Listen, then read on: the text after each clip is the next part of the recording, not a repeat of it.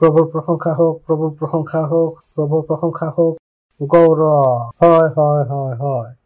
আপোনালোকে ক'ব পাৰে যে মই কিয় ইমান দৌৰিছো? ICLC। হয় হয় হয়। কেনে অনুগ্ৰহ, কেনে গৌৰৱ, কেনে নতুন স্তৰ, য'ত নেকি বালক খ্ৰীষ্টে আমাক লৈ আহিছে। হয়, নিজৰ হাতবিলাক তুলি লওক আৰু সকলোতকৈ আগত ধন্যবাদ দিয়ক সেই নতুন স্তৰৰ বাবে, গৌৰৱৰ স্তৰৰ বাবে, অনুগ্ৰহৰ স্তৰৰ বাবে, যিটো ভাৱনি তাত হৈছে তাৰ বাবে ধন্যবাদ দিয়ক। যে আমি নতুন ঠাইত আহি গৈছো, উচ্চ স্তৰত আহি গৈছো। আমাৰ সৈতে বৃদ্ধি হোৱা যোগ্যতা আছে, বৃদ্ধি হোৱা বুজনি আছে। যিয়ে বালক খ্ৰীষ্টে বতাহত মুকলি কৰিছে, তাক নিজৰ হাত তুলি লৈ গ্ৰহণ কৰক। আজাদ মই তাতে আছো য'ত নেকি ঈশ্বৰৰ লোক আছে। মই আত্মাৰ সেই স্তৰত আছো, প্ৰভু যীশু খ্ৰীষ্টৰ নামত। হালেলুয়া। হয়, আহক আমি প্ৰাৰ্থনা কৰিম। ধন্যবাদ দিয়ক আপোনাৰ বুদ্ধিৰ বাবে, দয়াৰ বাবে, কৰোণাৰ বাবে। আপুনি দয়ালু হয়, আপুনি কৃপালু হয়, আপুনি কৃপাময় হয়, সত্যনিষ্ঠা হয়, পোহৰৰ পিতৃ হয়। প্ৰভু সকলোবিলাক আপোনাৰে হয়, আপুনি আদি অন্ত হয়। ধন্যবাদ দিছো। আপুনি সৃষ্টিকৰ্তা হয়, ব্ৰহ্মাণ্ড আপোনাৰ হয়, সকলো বস্তু আপোনাৰ হয়। ধন্যবাদ ধন্যবাদ ধন্যবাদ ধন্যবাদ দিছো এইটো সময় যিটো আপুনি আমাক দিছে, যেন আমি আপোনাৰ বাক্যৰ পৰা শিকো আৰু আগবাঢ়ি যাওঁ। আকৌ এবাৰ আমি ধন্যবাদ দিছো ICLCৰ বাবে আৰু সেই ভাৱবাণীৰ বাবে, যিটো সেই অনুগ্ৰহ আমাক লাগে পৰৱৰ্তী আকৌ 6 মাহৰ বাবে, 6.5 মাহৰ বাবে, এই পূৰ্ণতাৰ বছৰত তাৰ কাৰ্য সম্পূৰ্ণৰূপে শেষ কৰিবৰ বাবে ধন্যবাদ দিছো আৰু প্ৰাৰ্থনা কৰিছো আপোনাৰ সন্তানবিলাকৰ বাবে। এইবিলাকৰ বিবেক, এইবিলাকৰ আত্মা খোলা আছে ঈশ্বৰৰ স্তৰৰ বাবে। এই বাক্যৰ এইবিলাকৰ আত্মা পৰিণামবিলাক লৈ আহিছে প্ৰভু যীশু খ্ৰীষ্টৰ নামত। কোনোবা যদি ৰোগী আছিল তেওঁ সুস্থতা হৈ যাব। সুস্থতা স্বৰ্গদূত মহান ৰূপে কাৰ্য কৰিছে, সেইবাবে আপোনাক ধন্যবাদ দিছো। আৰু এই প্ৰাৰ্থনাক আমি প্ৰভু যীশু খ্ৰীষ্টৰ নামত বিচাৰিছো। আমেন। হয়, মই বহু উৎসাহিত আছো আৰু মোৰ বিশ্বাস আছে আপোনালোকো আছে। আৰু যোৱা দেওবাৰ আমাৰ মনত আছে যে আমি কথা বতৰা কৰিছিলো যে এজন খ্ৰীষ্টানৰ বাবে কি আৱশ্যক আছে। মই এটা ক'লো যে তাৰ বাবে আৰু বেলেগ কিবা এটা আৱশ্যক হ'ব পাৰে শাৰীৰিক মনুষ্যৰ বাবে, কিন্তু এজন খ্ৰীষ্টানৰ বাবে কি আৱশ্যক আছে? আমি কৈছিলো যে খ্ৰীষ্টানৰ বাবে প্ৰাৰ্থনা আৱশ্যক আছে, আৰু এইটো প্ৰাৰ্থনাৰ মাহ হয়, আৰু এইটো আমাৰ পূৰ্ণতাৰ বছৰ হয়, আৰু আমাক সকলোৱে অনুবাদৰ কাৰ্য পূৰ্ণ কৰিব লাগে। আৰু তাৰপিছত আমি ক'লো যে এজন খ্ৰীষ্টানৰ বাবে বাক্য আৱশ্যক আছে, এজন খ্ৰীষ্টানৰ বাবে পবিত্ৰ আত্মাৰ আৱশ্যক আছে। আৰু যদিবাৰ আমি পবিত্ৰ আত্মাৰ সেৱাৰ বিষয়ে কথা বতৰা কৰিছিলো, আৰু মোৰ বিশ্বাস আছিল যে আপোনালোকে সেই বাৰ্তাক নিজৰ জীৱনত ব্যৱহাৰিক ৰূপে ব্যৱহাৰ কৰিছে, যে আপুনি আপোনাৰ পবিত্ৰ আত্মাৰ সেৱাক দেখিবলৈ পায়, পবিত্ৰ আত্মাক ধন্যবাদ দিব পাৰে, আৰু প্ৰতিদিনে আপুনি পবিত্ৰ আত্মাৰ বৃদ্ধি হোৱা সেৱা দেখিবলৈ পায়।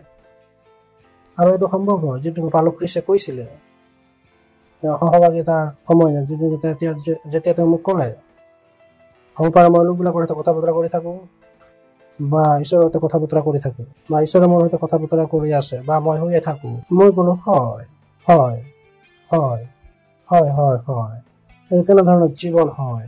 সেইকাৰণে পবিত্ৰ আত্মাৰ সেৱাৰ লাভ লওঁ, ইয়াতকৈ সুন্দৰ একোৱেই নাই।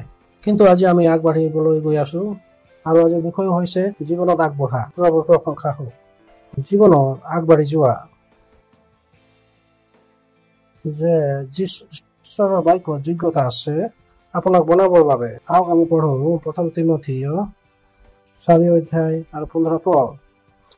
1 তিমথিয় 4 অধ্যায় 15 পদ লিখা আছে, এই কথাবিলাকৰ ওপৰত বিবেচনা কৰক। নিজকে নিজে ইয়াৰ প্ৰতি সম্পূৰ্ণ দি দিয়ক, যাতে সকলো তোমাৰ উন্নতি প্ৰকাশ পাব। হিন্দীত যে মোক লাগিছে বেলেগ ধৰণে লিখা আছে, কিন্তু ইংৰাজীত লিখা আছে যে এইবিলাকৰ ওপৰত যাতে লাভজনক সকলোলৈ প্ৰকাশ কৰিব।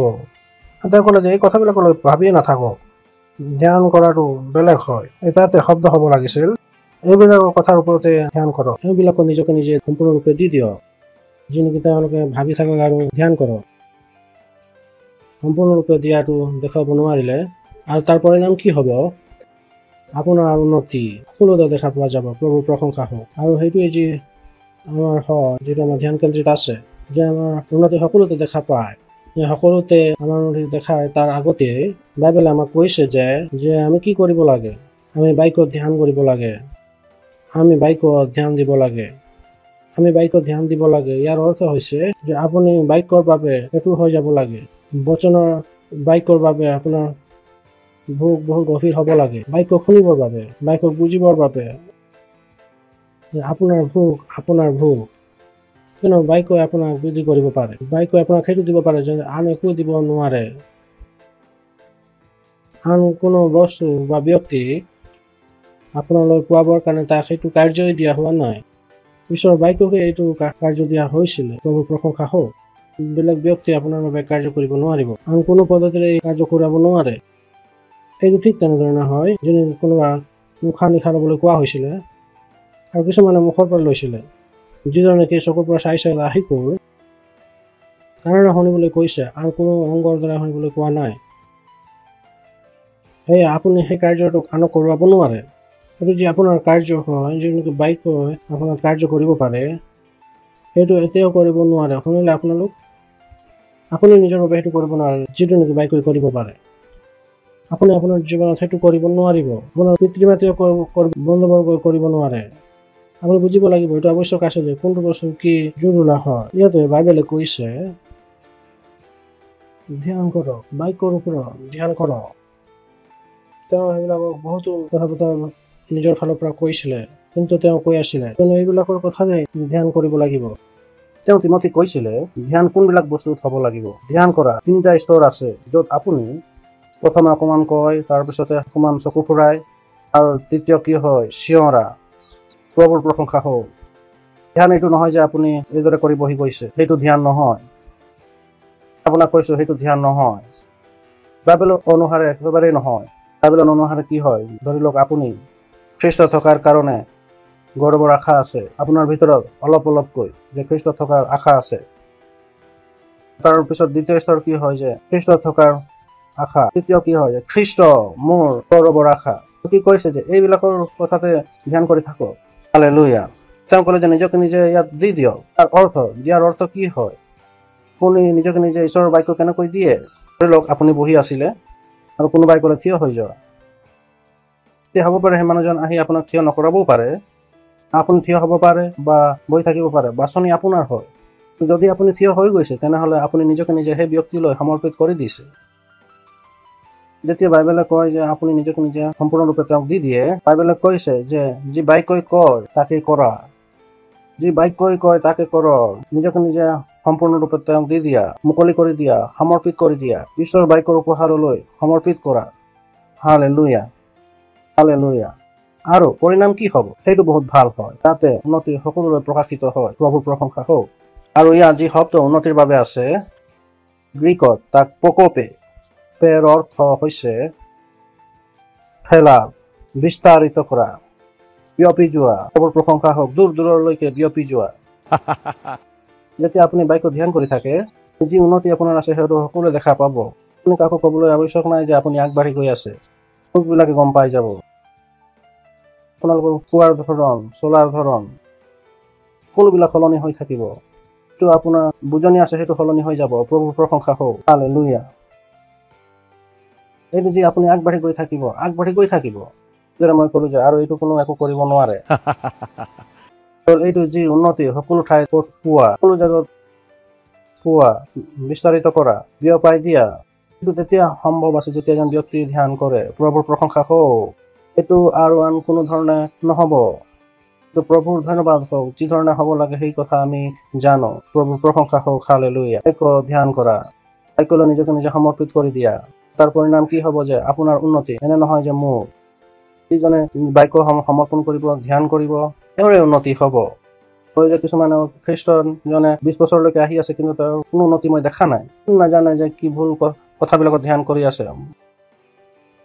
তাৰ বিপৰীতে 2 মাহৰ এজন ব্যক্তিয়ে পৰিণাম উৎপন্ন কৰিছে। আপুনি নাজানে যে তেওঁ কি পৰিণাম উৎপন্ন কৰি আছে।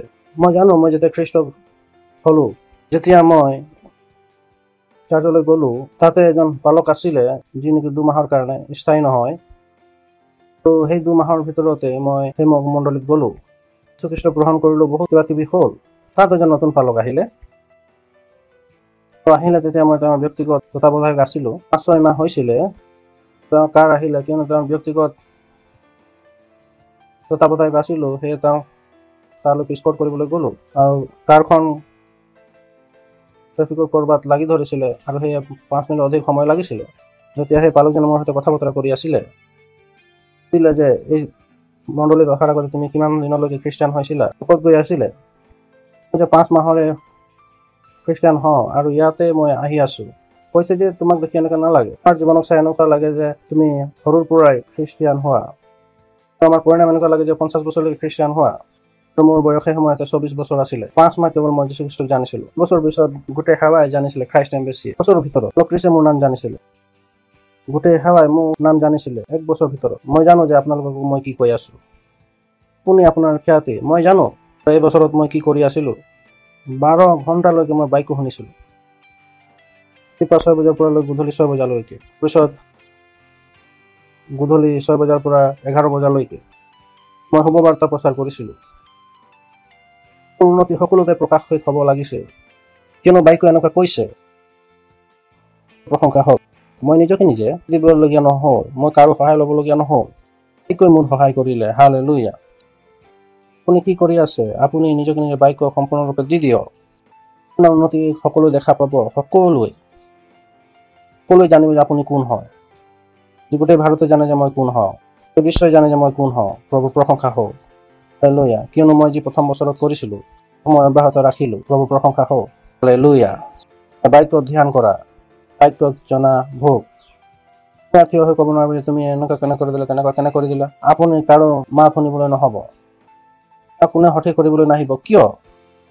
কাৰণ বাক্যই আপোনাক আগবঢ়াই গৈছে। খ্ৰীষ্টই ক'লে তোমালোকে ভুল কৰিছা, কিয়নো তোমাৰ বাক্য জানা না তাৰ সামৰ্থক জানা। প্ৰভু প্ৰশংসা হওক। তাত কেৱল বাক্যক জনাই নহয়, তাত ধ্যান কৰিব লাগিব। পৰৱৰ্তী স্তৰ হয় তোক জনাৰ পিছত তাত ধ্যান কৰা। খ্ৰীষ্টই কৈছে বহুত কম লোক আছে যিবিলাকে ধ্যান কৰে। সেই কাৰণ যে খ্ৰীষ্টানীতিত বহুত কম সফলতা আছে। ডাঙৰ সফলতা, বৃহৎ সফলতা কেৱল বিয়পি যোৱাই আহে। প্ৰশংসা হওক। হালেলুয়া। কয় যে নাজানো তেওঁবিলাকে পালকক কেনেকৈ জানে। ধ্যান নাজানে সেই পালকে ঘৰত বহি কি কৰে, ঘৰত বহি ধ্যান কৰি আছে। বাইক আৰু পবিত্ৰ আত্মাই তেওঁৰ জ্ঞানক সমৃদ্ধি বিশ্বতে বিস্তাৰিত কৰিছে। প্ৰশংসা হওক। হালেলুয়া। বিশ্বাস আছে আপোনালোকে পচন্দ কৰিছে। প্ৰভু প্ৰশংসা হওক। প্ৰভু প্ৰশংসা হওক। হালেলুয়া। আৰু ধ্যানৰ কাৰণে আপোনাৰ পইচাৰ আৱশ্যক নাই, ধ্যানৰ কাৰণেও ওপৰত ছালৰ আৱশ্যক নাই, ধ্যানৰ কাৰণে কুকুৰা মাংস, ছাগলী মাংস, মাছৰ আৱশ্যক নাই, ভাল কাপোৰ, গাড়ীৰ আৱশ্যক নাই। আপুনি ধ্যান কৰিলে এই সকলোবিলাক হ'ব। প্ৰভু প্ৰশংসা হওক। নক'ব যে পালক ধ্যান কেনেকৈ কৰিব লাগে, জংঘলত থাকিলে আৰু ভাল আছিলে, থাকিলে আৰু ভাল, যিকোনো আপোনাক বিঘিনি নিদিব। হালেলুয়া। যোশুৱা 1:8। এই ব্যৱস্থা পুস্তকখনি তোমাৰ মুখৰ পৰা আঁতৰি নাযাওক। প্ৰভুৰ প্ৰশংসা হওক। তেওঁ কৈছে ইয়াৰ অৰ্থ কি হয়, প্ৰায় ধ্যান কৰক, প্ৰায় ধ্যান কৰক, প্ৰায় 15 মিনিট, আধা ঘণ্টাৰ সময় উলিয়াই লয় ধ্যান কৰক কেৱল এটা বাক্য। কাৰণ মোৰ আছে এটা মহান হয় যে সংসাৰত যোন মোৰ ভিতৰত আছে। এইটো প্ৰাৰ্থনা নহয়, এইটো আৰাধনা নহয়, বাক্য পঢ়া নহয়, বাক্য পঢ়া নাই, বাক্য আপোনাৰ ভিতৰত আছে, আত্মাত আছে আৰু আত্মাৰ ভিতৰৰ পৰা লৈ আহিছে। এনেকুৱা মহে সহায় কৰে, যেনেকৈ মহে প্ৰথমে খাই লয় তাৰপিছত আকৌ উলিয়াই পাগলি থাকে। মহ আৰু গৰু এনেকুৱা কৰিব পাৰে। কৈছে যে বাক্য আপুনি পঢ়ি ল'লে বাক্য আপোনাৰ আত্মাত আছে, বাক্য আত্মা বাহিৰ উলিয়াই তাৰ ওপৰত ধ্যান কৰি আছে। প্ৰশংসা হওক। হালেলুয়া। কওক যে এই ব্যৱস্থা পুস্তকখনি তোমাৰ মুখৰ পৰা, কোনোবাই আপোনাৰ কাৰণে ভাল ক'ব পাৰে, আপুনি নিজৰ মুখেৰে ক'ব লাগিব। অৰ্থ হৈছে আপোনাৰ বিষয়ে কোনো যিমানে বেয়া নকওক কিয় একো পাৰ্থক্য নহ'ব। সফলতা এইটো নহয় যে কোন আপোনাৰ বিষয়ে কি কৈছে, সফলতা এইটো হয় যে আপুনি কি কৈ আছে। বাক্য যেতিয়া নিজৰ মুখৰ পৰা কয়, একেবাৰে পালক মোৰ ক'বলৈ মন নকৰে, আপোনাৰ হৃদয়ত বাক্য পৰিপূৰ্ণ হৈ থকা নাই। হৃদয়ৰ বাক্য পৰিপূৰ্ণ হৈ থাকে যেনেকৈ বাইবেলে কৈছে 3:16 খ্ৰীষ্টৰ বাক্য হৃদয়ত বাহুল্যৰূপে থাকিবলৈ দিয়ক। 3:16 চাব পাৰে। 3:16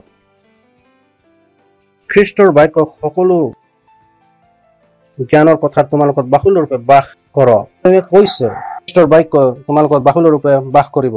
তেনেহ'লে আপোনাৰ মুখৰ পৰা ওলাব, মুখৰ পৰা ওলালে ভাল ওলাব। কাৰণ ভয় লাগে যে যিটো মই কম নাজানো সেইটো ভুল হ'ব নে কেনেকা। তেতিয়া নহ'ব যেতিয়া আপোনাৰ হৃদয়ৰ বাক্য পৰিপূৰ্ণ হৈ থাকে। প্ৰভুৰ প্ৰশংসা হওক। আপোনাৰ ভিতৰত খ্ৰীষ্টৰ বাক্য ভৰাই ৰাখে। ভয় নালাগিব যে যিটো ক'ব সেইটো ভুল হ'ব না সঠিক, পৰিপূৰ্ণ হৈছে সেইটোৱে ওলাব। আপোনালোকে শুনিছে, মোৰ মনত আছে আপোনালোকে যিটো নেকি জনি য়েছ পাপা ইটিং চুগাৰ, ন পাপা মোৰ ল'ৰাবিলাকক তেনেকৈ নুশুনাও যে জনি য়েছ পাপা ইটিং চুগাৰ য়েছ পাপা। জনিয়ে সেই কাহিনী মিছা কয়, মোৰ ল'ৰাবিলাকে সেইটো মিছা নকয়। কিয় মই মিছা কম? মই আপোনালোকক কি ক'বলৈ চেষ্টা কৰিছোঁ, যিটো মুখত আছে সেইটো দেখা পাব, যিটো ভিতৰত আছে সেইটো দেখা পাব। হৃদয়ত বাক্য আছে তেনে মুখত দেখা পোৱা যাব। হালেলুয়া। যোৱা 1:8। এই ব্যৱস্থা পুস্তকখনি তোমাৰ মুখৰ পৰা আঁতৰি নাযাওক, কিন্তু তাত লিখা আটাইখিনিকে পালন কৰি সেইমতে কাৰ্য কৰিবলৈ। পালন কৰা কি কৈছে, বাক্য পঢ়া ধ্যান কৰা আৰু বাক্য সেইটো দিশতে চলাব। দিশত আপুনি চলিব লাগে। বাক্যই আপোনাৰ ওপৰত নিয়ন্ত্ৰণ পাব, বাক্যই আপোনাৰ ওপৰত নিয়ন্ত্ৰণ পাব। তেনেকুৱা হ'বলৈ দিয়ক। বাক্যই আপোনাক নিয়ন্ত্ৰণ লয়, বাক্যই আপোনাৰ ওপৰত মালিকত্ব লৈ লয়, বাক্যই আপোনাৰ ওপৰত অধিকাৰ লৈ লয়। প্ৰশংসা হওক, ইমান অধিকাৰ লৈ লয় যে আপুনি বাক্যৰ বাহিৰত ওলাইবই নোৱাৰে। কয় আপোনাৰ কোনোবাই চলি ধৰি লয়, তেওঁ বিচাৰে তাতে আপুনি যায়। বাক্যক ইমান লৈ লৈছে যে কেৱল আপোনাৰ বিবেকত ঈশ্বৰৰ ভাৱনা আছে, বিশ্বাসেৰে জীৱন যাপন কৰিবলৈ শিকি গৈছে। বিশ্বাসৰ স্তৰত থাকে। প্ৰভুৰ প্ৰশংসা হওক। Hallelujah, hallelujah. এনেকৈ কৰিলে আপোনাৰ সকলো কাম সফল হ'ব, প্ৰভাৱশালী হ'ব। কৈছে যে আপুনি এনেকৈ আগবাঢ়িব, আপুনি সফল হ'ব। কোনো পদ্ধতি নাই, আপুনি সফল হ'ব। প্ৰভুৰ প্ৰশংসা হওক। Hallelujah, hallelujah. পৰিণাম কি হ'ব? আপুনি বুদ্ধিমান হৈ যাব। আপুনি শুনিছে, শব্দ হয় শুনি আমি আপোনাৰ সৈতে বুজনিৰ অসাধাৰণ কথা থাকিব, বুজনিৰ অসাধাৰণ দৃষ্টিকোণ থাকিব, আপোনালৈ তীক্ষ্ণ চোকা বুদ্ধি থাকিব। বস্তুবিলাক গভীৰতাৰে বুজি পাব, গভীৰতাৰে জুখিব পাৰিব। সেইটো নহ'ব যে শুনা কথাত আপুনি ভৰসা কৰি ল'ব, সকলো কথাত গভীৰতালৈ যাব। এনেকৈ এজন উকিল হয়, যিদৰে এজন চোৰাংচোৱা হয়, বহু গুণ অধিক আপোনালৈ বুদ্ধি হ'ব। আৰু এনে নহয় যে কোনোবাই কিবা এটা কৰি ল'লে আপুনি মানি ল'লে, আপোনাক ভুলাব নোৱাৰিব। আপুনি শিশু হৈ নাথাকিব। প্ৰতিটো উপদেশৰ শিক্ষাৰ পৰা ইফালে উচটোৱা হয়। কিছুমান লোক এনেকুৱাই আছে, কৈ লওক তেওঁলোকে মানি লয়। প্ৰভুৰ প্ৰশংসা হওক। হালেলুয়া। কিন্তু আপোনাৰ সৈতে এনেকুৱা নহ'ব। আপুনি তীক্ষ্ণ বুদ্ধি থকা লোক হ'ব, আপোনালৈ গভীৰ অন্তৰ্জ্ঞান থাকিব। যিটো বিজ্ঞানৰ ওচৰত নাথাকিব সেইটো আপোনাৰ সৈতে থাকিব পাৰে। প্ৰভুৰ প্ৰশংসা হওক। আপোনাক বুদ্ধিমান বনাব পাৰে। হালেলুয়া। বাক্য এইবাবে আহিছে, প্ৰভুৰ প্ৰশংসা হওক। জীৱনত, পইচাত, চাকৰিত, সকলো ঠাইত, চেলত, খোৱাত, সকলো ঠাইত বুদ্ধিমান হ'ব। সদায় জানিব সঠিককৈ কি ক'ব লাগে, কৰিব লাগে, কেনেকৈ কৰিব লাগে, কেনেকৈ আৰম্ভ কৰিব লাগে, ইয়াক অব্যাহত ৰাখিব লাগে, কেনেকৈ ইয়াক শেষ কৰিব লাগে। নক'ব যে পালক নাজানো, চেল কেনেকৈ চলাব লাগে, ফল' আপ কেনেকৈ কৰে। নহয়, যেতিয়া আপুনি ধ্যান কৰে। প্ৰভুৰ প্ৰশংসা হওক। হালেলুয়া। মালা 1 নম্বৰ 1 পদ। যি মানুহে দুষ্টবোৰৰ আলোচনাত নচলে, পাপীবোৰৰ পথত থিয় নহয় আৰু নিন্দকবোৰৰ আসনত নবহে। তাৰ পাছত, কিন্তু যিহোৱাৰ ব্যৱস্থাত সন্তুষ্ট হয় আৰু দিনে ৰাতিয়ে তেওঁৰ ব্যৱস্থাত ধ্যান কৰে, সেই মানুহে ধন্য। আকৌ ইয়াত ধ্যান চাব পাৰে, ধ্যানত কিমান জোৰ দিয়া হৈছে। বাইবেলটো ধ্যানেৰে পৰিপূৰ্ণ হৈ আছে। যিহোৱাৰ ব্যৱস্থাত সন্তুষ্ট হয়। কিছুমান যিহোৱাৰ ব্যৱস্থাত সন্তুষ্ট নহয়। আকৌ কোৱা হয় যে দশম ভাগ দি দিয়া, সুখী নহয়। আকৌ কোৱা হয় যে চেল চলাই লওক, তেওঁলোকে সুখী নহয়। ঈশ্বৰৰ ব্যৱস্থাত সুখী নহয়। মই তেনেকুৱা নহয়, কেতিয়াও এনেকুৱা নহ'ব। এনেকুৱা হ'বলৈ দিয়ক যে ঈশ্বৰৰ ব্যৱস্থাত আপুনি সন্তুষ্ট হয়। এতিয়া কেনেকৈ ৰাতিপুৱা 5টা বজাত উঠি প্ৰাৰ্থনা কৰিব। ঈশ্বৰৰ ব্যৱস্থা হয়, সন্তুষ্ট হওক। দশম ভাগ দিলে খাম কি? ঈশ্বৰৰ ব্যৱস্থা হয়, সন্তুষ্ট হওক। ঘৰৰ কাম কোনে কৰিব? ঈশ্বৰৰ ব্যৱস্থা হয়, সন্তুষ্ট হওক। কিমান দান দিম? ঈশ্বৰৰ ব্যৱস্থা হয়, সন্তুষ্ট হওক। যিবিলাক নেকি দিনত 3 বাৰ উপহাৰ দিবৰ কাৰণে সুখী নহয়, তেওঁবিলাকে 3 বাৰ খাই দিনত সন্তুষ্ট হয়। তাৰ ভাবি চাওক, মোক নালাগে যে এইটো যুগত এতিয়া এজন ব্যক্তি 50 টকাৰ ওপৰতকৈ কম নহয়, ঘৰত বা বাহিৰতে বনাওক। দিনত 150 টকা তেওঁবিলাকে নিজৰ ওপৰত খৰচ কৰিবলৈ আছে। হ'ব পাৰে সপ্তাহত তেওঁবিলাকে 150 টকা উপহাৰ দিব নাপায় হ'বলা। দেখুৱাই যে তেওঁলোকে ঈশ্বৰৰ ব্যৱস্থাত সন্তুষ্ট নহয়, তেওঁলোকে শৰীৰৰ ব্যৱস্থাত সন্তুষ্ট আছে। তেওঁলোকৰ প্ৰতিদিনে 150 টকা লগাবলৈ সন্তুষ্ট হয়। দেওবাৰ বুধবাৰ আচল মিটিং তেওঁলোকে যদি যায়, তেওঁলোকে 50 দিবৰ কাৰণে তাত নাই। যদি এবাৰ উপবাস কৰিবৰ কাৰণে 2টা 2 দিন আপোনালোকে যেনেকৈ খায় তেনে 50 টকা বাচি গ'ল। প্ৰশংসা হওক। এইটো ভুল নেকি? ঠিকেই কৈছো। 50 টকা ঘৰত বনাব বাহিৰত তাতকৈ কম নহবই। প্ৰশংসা হওক। তাৰমানে জিহুৱাৰ ব্যৱস্থাত সন্তুষ্ট হয়। তাৰ অৰ্থ কি হয়? জিহুৱাৰ ব্যৱস্থাত পালন কৰিব বিচাৰে, লিখা আছে, আৰু দিনে ৰাতি তাত ধ্যান কৰে। ধ্যান কিয় দিয়ে? যাতে তেওঁ কৰিব বিচাৰে। আপুনি কৰিব নিবিচাৰে তাত আপুনি ধ্যান কিয় দিব? সেইটো কৈছে। তাৰ পৰিণাম কি হ'ব? আপোনালোক পচন্দ আহিব। হালেলুয়া। তেওঁ সেই মানুহ বতৰত ফল দিয়া পাত জয় নকৰা নিচিনা হ'ব। শুনিছে আপোনালোক? এইটো বুৱতী দাঁতি পানীৰ দাঁতি তোলা গছৰ নিচিনা হ'ব। বুৱতী পানী সদায় কি হয়? সতেজ থাকে। প্ৰভু প্ৰশংসা হওক। সদায় সতেজ দৰ্শন থাকিব পবিত্ৰ আত্মাৰ পৰা। মান্না সদায় সতেজ আছিলে। এনে নহয় যে 20 বছৰ যি আছিলে এইটো আজি আছে। হয়, আপোনাৰ ওচৰত সতেজ থাকিব। বুৱতী পানীৰ দাঁতি তোলা গছৰ নিচিনা হ'ব। সেই মানুহ কৰা সকলো কৰ্ম সফল হ'ব। লিখা আছে যে কেনেকৈ বতৰত ফল দিয়া নিচিনা, কিন্তু সকলো সময়তে তাৰ পানী শুকাই নাযায়। বতৰ কেতিয়াও নাযায়। ভাল হওক, মূল্য বৃদ্ধিয়ে হওক, চৰকাৰ ভাল আছে বেয়া আছে, যিয়েই নহওক, আপুনি কি থাকিব? সফল থাকিব। প্ৰভুৰ প্ৰশংসা হওক। যাৰ পাত কেতিয়াও জয় নপৰে। ইয়াৰ কাৰ কথা কৈছে চাব পাৰে যে কাৰ কথা কৈছে? সদায় একে। সফলতা সদায় কি হ'ব? একে হ'ব। সমৃদ্ধি কি হ'ব? একে হ'ব। উন্নতি কি হ'ব? একে হ'ব। এনে নহয় যে বতৰ ভাল আছে তো আপোনাৰ ব্যৱসায় চলিছে, বতৰ বেয়া তো ব্যৱসায় চলা নাই, এনে নহয়। এইবিলাক আছে নহয়, আপুনি সেই ব্যৱসায়ত জড়িত আছে, সেই বস্তুৰ লগত জড়িত আছে, কাৰণ এই বস্তু কি হৈ যাব? সফল। প্ৰভুৰ প্ৰশংসা হওক। সেই চেল লিডাৰ হয়, সেই চাৰ্চৰ পালক হয়, আপুনি সেই ঘৰৰ মুখীয়া হয়, সেই ঘৰৰ স্বামী হয়, পত্নী হয়, ভনী হয়, যি হয়, পু হয়, ফল, সেইবাবে সেই বংশ আশীৰ্বাদ প্ৰাপ্ত হ'ব। প্ৰভুৰ প্ৰশংসা হওক। আপুনি সেই কোম্পানীত কাম কৰে, আশীৰ্বাদ পাব। আৰু যাৰ পাপ কেতিয়া জয় নপৰে, সেই মানুহে যি কৰে সকলো হামফল হয়। ভাবি চাওক, ব্লেংক চেক, যে আপুনি ভাবিব নালাগিব কি কৰিম, এইটো ভাবিব লাগিব, এইটো কৰিম সফল হৈ যাম, যি কৰিম তাত সফল হৈ যাম, কি কৰিম তাত সফল হৈ যাম, কি কৰিম তাত সফল হৈ যাম। আপুনি পবিত্ৰ আত্মাৰ দ্বাৰা চলিলে, পবিত্ৰ আত্মাৰ পৰা জানিবলৈ যে কি কৰিম, তো এইটো হয় যে আপুনি সকলোতে সফল হ'ব পাৰিব। কিছুমান কাম আছে পবিত্ৰ আত্মাই কৰিবলৈ দিছে, আনক দিয়া নাই। তেওঁলোকে ব্যৱহাৰ কৰে কেৱল আৰু পাহৰি যায়। আমি সকলোতে সফল হ'ব পাৰো, কিন্তু আমি ধ্যান দিব লাগে যিটো আমাক কৰিবলৈ কোৱা হৈছে, আমি কাৰ্য সম্পূৰ্ণ কৰিব পাৰো। প্ৰভুৰ প্ৰশংসা হওক। চাৰ্চ খ্ৰীষ্টিয়ান ইয়াত এনে নহয়, ইয়াত আত্মা জয় কৰিবলৈ আছো, ব্যাপকৰ কাৰণে আছো। হয়তো এইটোৱে থাকিব যে আমি সকলো কামত সফল হওঁ। মই সকলো কামত সফল হওঁ, মই সকলো কামত সফল হওঁ, মোৰ লগত জড়িত সকলোবিলাক সফল আছে, লগত জড়িত সকলোবিলাকত জীৱন আছে। কেৱল আগবাঢ়িব পাৰো, ওপৰত উঠিব পাৰো, বিজয়ৰ বাবে আহ্বান কৰা হৈছে। প্ৰশংসা হওক। গীতমালা 119:98 হয়, এইটো সুন্দৰ হয়। মোৰ শত্ৰুবোৰতকৈ তোমাৰ আজ্ঞাবোৰে মোক জ্ঞানী কৰে, কিয়নো সেইবোৰ মোৰ লগত সদায় থাকে। জানো তেওঁ কেনেকৈ এইটো লিখি দিলে? মোৰ শত্ৰুবোৰতকৈ তোমাৰ আজ্ঞাবোৰ মোক জ্ঞানী কৰে, কিয়নো সেইবোৰ মোৰ লগত সদায় থাকে। প্ৰভুৰ প্ৰশংসা হওক। হালেলুয়া।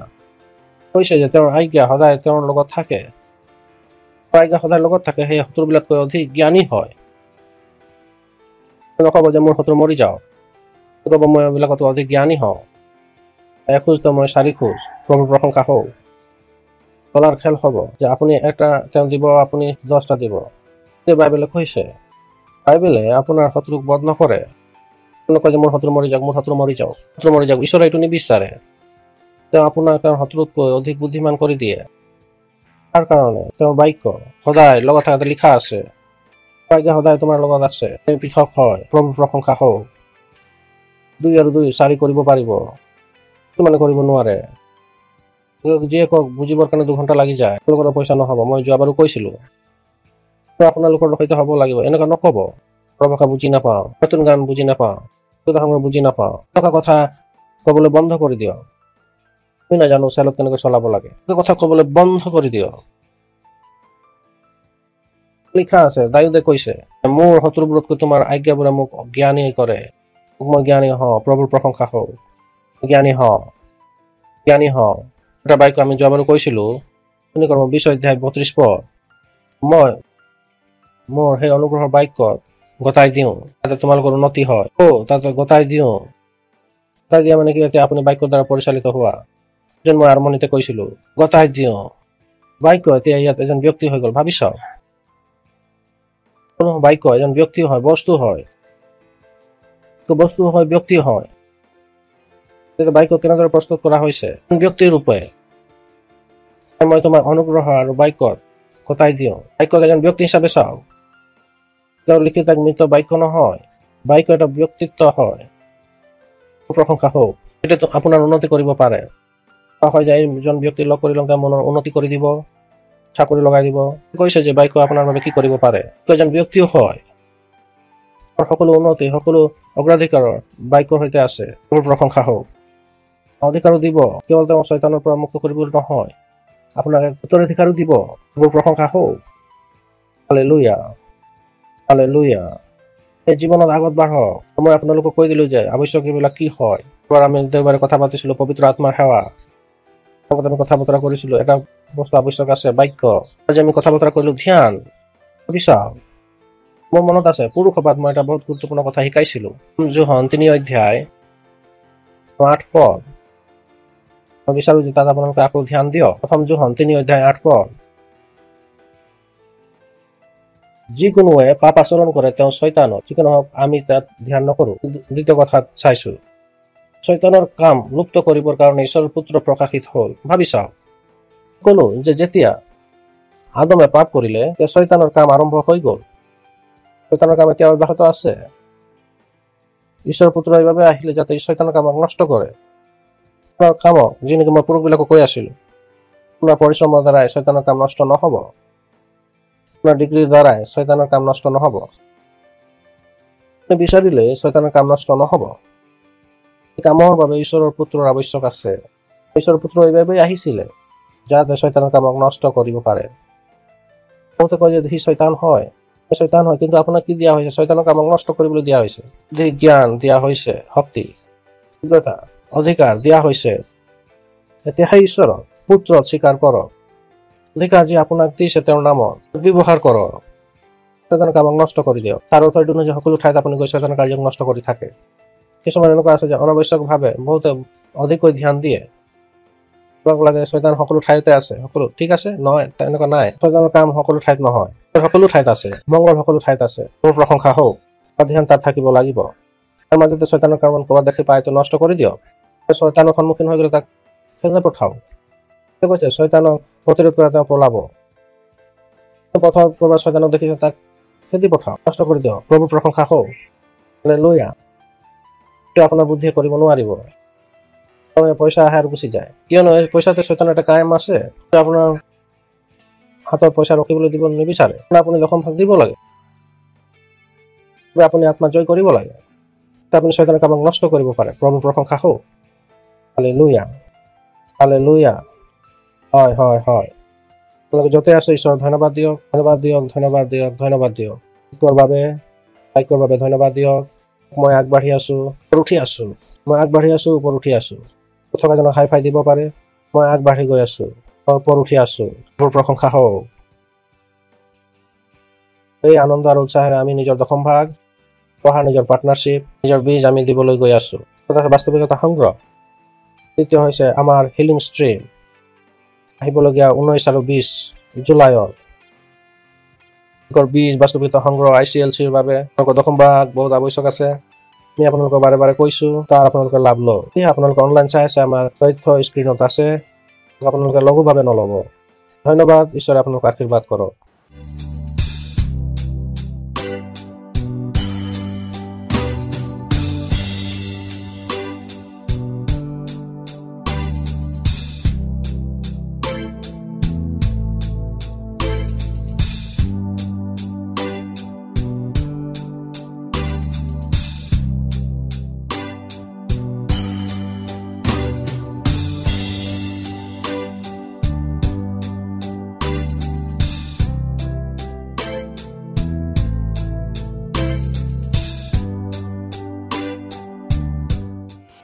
প্ৰাৰ্থনা কৰো। ধন্যবাদ দিছো ঈশ্বৰ, এই উপহাৰক আনিবলৈ বুদ্ধি দুজনে জ্ঞান দিয়াৰ বাবে আপোনাৰ সন্তানবিলাকে দিছে।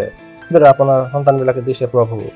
বৃদ্ধি হোৱা শস্যবিলাকলৈ দ্ৰুতভাৱে আহিছে প্ৰভু। ধন্যবাদ ধন্যবাদ ধন্যবাদ ধন্যবাদ ধন্যবাদ ধন্যবাদ।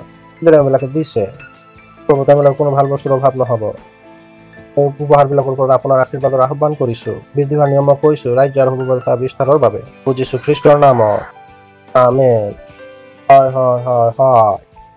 আপোনালোকে প্ৰথমবাৰ আহিছে তেনেহ'লে আমি আপোনালোকক আদৰণি জনাব বিচাৰিছো। আপোনালোকে য'তে আছে আপোনালোকে থিয় হ'ব পাৰে, লাজ নকৰিব। আপোনালোকে অনলাইন চাই আছে তেনেহ'লে আপোনালোকক আদৰণি জনাইছো, থিয় হ'ব পাৰে। সময় হয় প্ৰভু যীশুক নিজৰ প্ৰভু হিচাপে গ্ৰহণ কৰা। আপোনালোকে পবিত্ৰ আত্মাক গ্ৰহণ কৰিব পাৰে। পবিত্ৰ আত্মা সেৱা সেই তেতিয়াহে আৰম্ভ হ'ব, এতিয়া আপুনি সেই পুত্ৰক গ্ৰহণ কৰি লয়। যদি আপোনাৰ সৈতে পুত্ৰ নাথাকে তেনেহ'লে পবিত্ৰ আত্মাও হ'ব নোৱাৰে। প্ৰথম কাম হৈছে প্ৰভু যীশুক নিজৰ জীৱনক গ্ৰহণ কৰা। য'তে আছে আপোনালোকে থিয় হৈ যাওক। হয়, এইবিলাকৰ কাৰণে আমি হাত চাপৰি বজাব পাৰোঁ। এইবিলাকে থিয় আছে, এইবিলাকৰ পৰা ঈশ্বৰক ধন্যবাদ দিওঁ। প্ৰাৰ্থনা নিজকে কৰিব লাগিব। পাছে পাছে কয় নিজৰ মুখেৰে ক'ব লাগিব, হৃদয়ত বিশ্বাস কৰি। এটা কথা আৱশ্যক আছে, চকু বন্ধ কৰিলে আপোনালোক য'তে আছে যাতে আপোনালোকৰ ধ্যান ইফালে সিফালে নাযায়।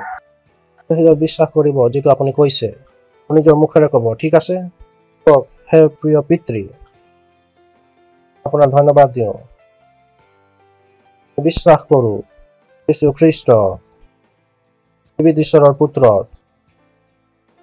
যে তেওঁ মোৰ আত্মাক বচাবলৈ ক্ৰুচত মৰিলে আৰু আপুনি তেওঁক তৃতীয় দিনা এইবিলাক মাজৰ পৰা তুমি জীৱিত কৰিলা আৰু তেওঁ আজি জীৱিত আছে। আজি নিজৰ মনত বিশ্বাস কৰোঁ, স্বীকাৰ কৰোঁ যে প্ৰভু যীশু প্ৰভু হয়, মোৰ গৰাকী হয়। আজিৰ পৰা মই নতুন জন্ম হোৱা, আজিৰ পৰা মই ঈশ্বৰৰ সন্তান হওঁ, আজিৰ পৰা মই বাচি গলো আৰু মই বিশ্বাসৰ দ্বাৰা ঈশ্বৰৰ জীৱনক নিজৰ ভিতৰত গ্ৰহণ কৰোঁ যীশুৰ নামত আমেন। হয়, আপোনালোকে প্ৰাৰ্থনা কৰিছে তেনে আপোনালোকক প্ৰাৰ্থনা জনাওঁ। আপোনালোকে ক'ব বিচাৰিছো ঈশ্বৰে আপোনালোকৰ প্ৰাৰ্থনা শুনিলে, আপোনালোকে বাস্তৱত বাচি গৈছে। আপোনালোকে অনলাইন আছে, আমাৰ তথ্য তাত আছে। আপোনালোকে আমাক নিশ্চয়কৈ ক'ব। বহাই আগবাঢ়ি যায় তাৰ আগতে আপোনালোকৰ কাৰণে প্ৰাৰ্থনা কৰিব বিচাৰো। মই প্ৰাৰ্থনা কৰিছো আপোনাৰ সকলো সন্তানবিলাকৰ বাবে, সকলো সন্তানবিলাকৰ কাৰণে প্ৰাৰ্থনা কৰিছো। যিসকলে নিজকে প্ৰভু যীশুক নিজৰ জীৱন দিছে, ধন্যবাদ প্ৰভু। বুদ্ধি আৰু জ্ঞানত চলিছে, বুদ্ধি আৰু জ্ঞানত চলিছে। তেওঁলোকৰ ওপৰত যীশু খ্ৰীষ্টৰ নাম সৰ্বদাৰ কাৰণে থাকিব। তেওঁলোকৰ জীৱনত কোনো ভাল বস্তুৰ অভাৱ নহ'ব। তেওঁলোকৰ ওপৰৰ পৰা শয়তানৰ হাতক কাটিছো, তেওঁলোকৰ ওপৰত শয়তানৰ কোনো দাবী বা হস্তক্ষেপ নাথাকিব। আশীৰ্বাদ দিছো আপোনাৰ বুদ্ধিৰ সৈতে, বুজনিৰ সৈতে, অভিজ্ঞতাৰ সৈতে, প্ৰেমৰ সৈতে, পবিত্ৰ আত্মাৰ সৈতে। আত্মা গ্ৰহণ কৰক, পবিত্ৰ আত্মাৰে পৰিপূৰ্ণ হৈ যাওক যীশু খ্ৰীষ্টৰ নামত আমেন আমেন আমেন। হয় হয় হয়, আপোনালোকক বাহুল্যৰূপে আশীৰ্বাদ দিয়ক। ধন্যবাদ। ঈশ্বৰে আপোনালোকক আশীৰ্বাদ কৰক।